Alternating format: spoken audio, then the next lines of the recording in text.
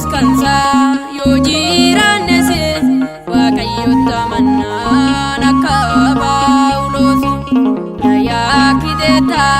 jedheennoon norku gaabbiitiin deemnaa gootaa namni hundumtuu yoo descansa yoo jiraannese waaqayyoota mannaan akka Phaawulos na yaakiteeta jedheennoon norku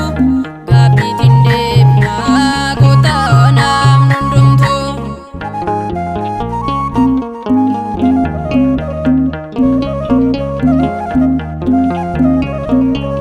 Qophoofnee jiraannaa nuti kan waaqayyooti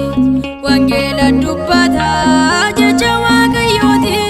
biyyi keenyas miti samiirra malee jireenyi hunda caalu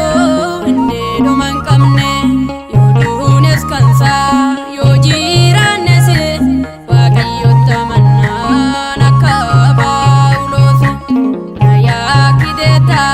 jedheennoon norku gaabbiitiin deemnaa gootaa namni hundumtuu.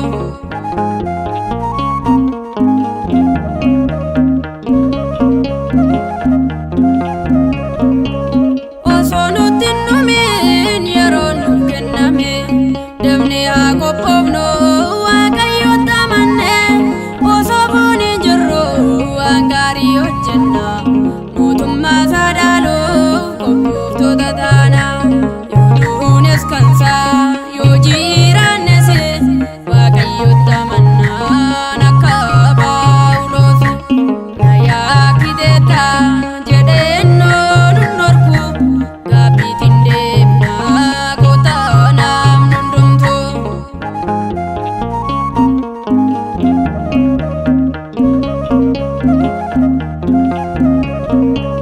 Gara laafessadhaa baangee nuti amannu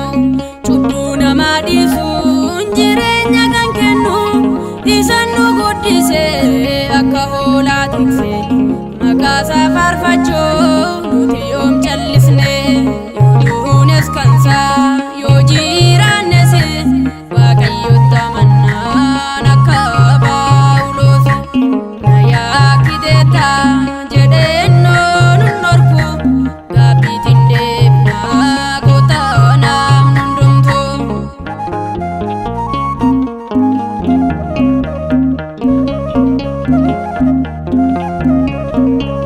Hojii biyya lafaa laallee maaf goyyomna